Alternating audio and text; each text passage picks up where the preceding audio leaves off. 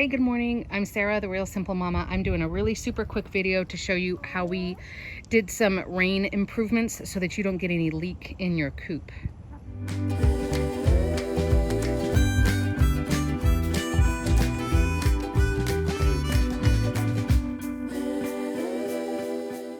So we've done a couple of things, and I think these are all on previous videos, but I wanted to do them all at the same time.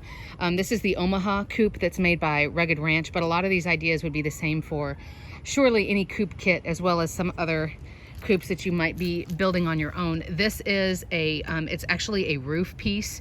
It's a seal that normally it's double thick. We've actually cut it in half lengthwise, but on a home, it's the piece that goes up here that seals the top so you don't get any kind of leaks like right up here on the top seam of your roof. And what we did on this coop is, like I said, you could see it's double thick. And these pieces are found with the roofing equipment in your hardware store, Lowe's, Home Depot, whatever. And they were not expensive. I want to say they were like, I could be really wrong, but I want to say they were like $6 or $8 for a piece that's like 12 feet long. So we only had to buy one to do this side and the other side. There it is. And then what we had to do for this coop, because of course when we constructed it, this was one piece and this is a separate piece.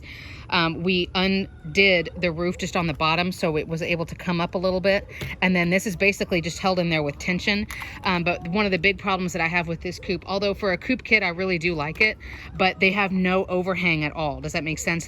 So if it's raining, even if the rain's coming straight down, you are still getting some water that was just dripping into here. So we did that on these two sloped sides. The next thing we did, and this is just a piece of like bendable tin. It's also used for roofing or for gutters. It's very thin, but as you can see, it's not easily bendable. And my husband just bent it and stuck it right here on top of this white piece, because again, there's, very, very little overhang, maybe an inch. So even if rain is coming straight down, it could drip right into these doors. Now this coop, it does have a double set of doors on all four sides. So as you can see, we had to do something on every side. So on this side and then the one opposite, we did this. And it's not sharp enough that you that you cut yourself or anything, but it is pretty firm. So if you have little kids helping you or whatever, I would cut it so that it's a little bit more rounded. And then on these two sides, this one and the opposite, we did this. Inside the nesting boxes was the only other problem, because with nesting boxes, you don't want the pine and stuff to get wet because it's just so soggy and disgusting. So what we ended up doing, and I will say, for a coop kit, for the convenience and for the price, it was still worth it to us to just do these couple of like little mods, as opposed to, well, this thing's leaking, so I'm just going to scrap it and I'm just going to build my own. For us, for the convenience and everything, we'd rather have this. These coops come already measured out. Hello.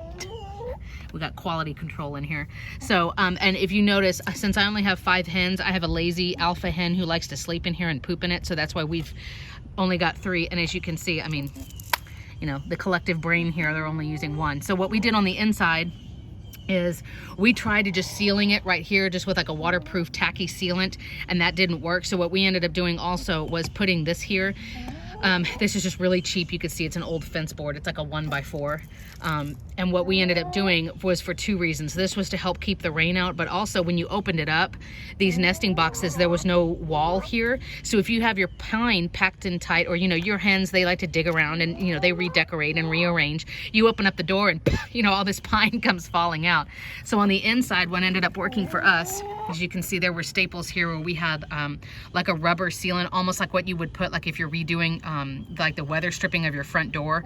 So we had a sealant, and then we had a thin strip of weather stripping. But once we figured out, no, the problem is we need an overhang here, we just added this extra piece of wood. And as you can see with the water that's coming off of this, we did get rain last night, and everything in here now is totally dry. Excuse me, ma'am.